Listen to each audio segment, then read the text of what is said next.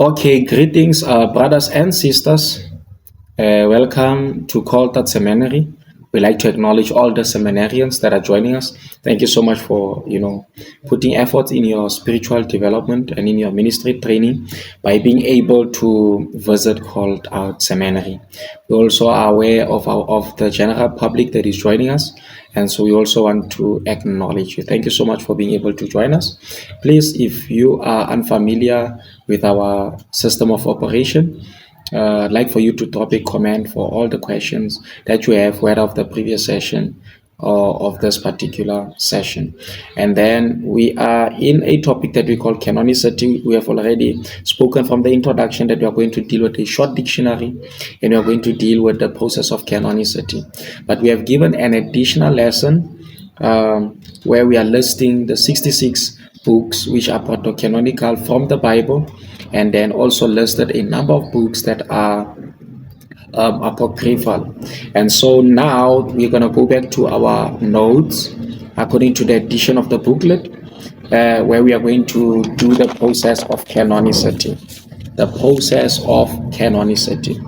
I find it needful to say to all seminarians, please be aware that all questions will be taken from our email call.seminary@gmail.com. Thank you so much. And for all the general public, we are trying to raise a team that will be able to now and then bring about an understanding, deal with questions, and deal with comments that have been made, so that we can see if we can be able to better help our spiritual advancement as a people that enjoy learning the Bible.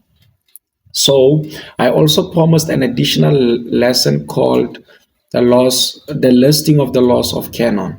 And so we have not forgotten that. We will add that after we have done the most important thing, which is to consume the booklet that is available. So the process of canon, or processing canonicity. Canonicity is the process by which a set of books or texts in the Bible are judged as canon or non-canonical by a Bible discernment authorized community. And there are different communities that are authorized to do so.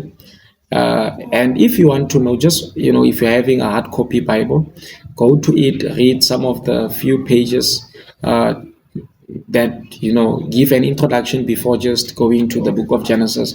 You might stumble into the community for your particular edition. And so this process has resulted in different methods of approaching canonicity. So there are different methods of approaching canonicity. That is why before listing the laws of canon, I wanted us to understand the process of canonicity. So there are two main processes of canonicity. The first one is called open canon. The second one is called closed canon. And it is important to understand open and closed canon before listing the canon laws. And so open canon, it permits the addition and the removal of books and texts in and out of the Bible through the process of continuous public revelation. In other words, if there is a book that is now revealed in the public that seemingly was written in the time of the Bible and agrees with the story of the Bible, it has to be taken back into that. Or if a community does not feel proper with certain books in the Bible, they will remove that. And that is the danger of open canon. This process has made some non-canonical, which are apocryphal books, deuterocanonical in some Bible and other religious canonaries. And so this is, that means books that are non-canonical, proto-canonical, they have now been canonized through the process of canonization and have now become deuterocanonical and be added to the Bible. And if you remember in the previous lesson, what I did, I listed books and I also declared of books that are deuterocanonical or apocryphal books. So that is the danger of that. However, because of the nature of the Bible, because the nature of the Bible is proto-canonical, it ends so disregard this type of process. This process is disregarded.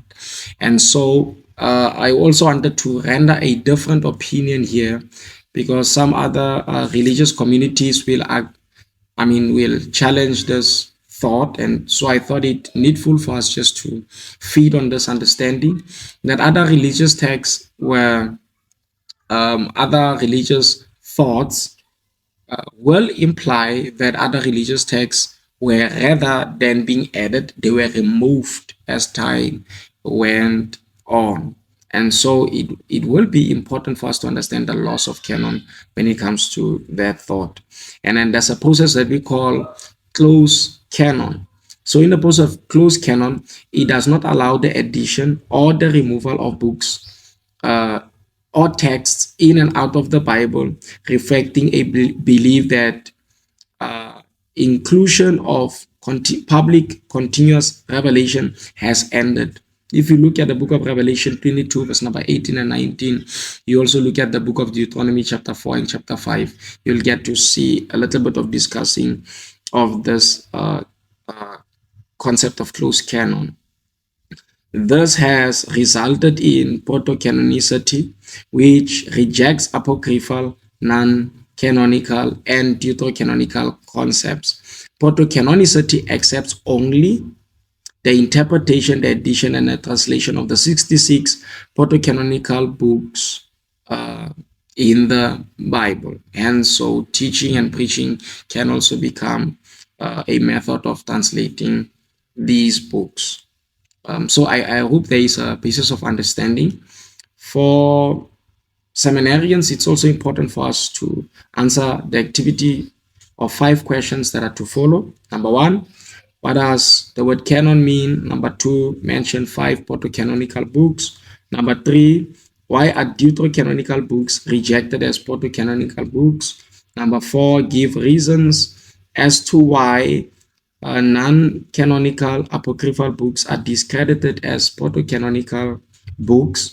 Number 5, what are the similarities between deuterocanonical books and non-canonical apocryphal books? And if there are questions regarding these questions, please visit called@seminary@gmail.com, and then the Lord will bless you even as we take the questions. In the next coming episode or lesson, we'll be discussing the third topic, which is exegesis, and I'm excited for that one. But between exegesis and this lesson, we will make available listing the laws of canon. Let us leave it here for now. Until we meet again, God bless you all. Bye bye.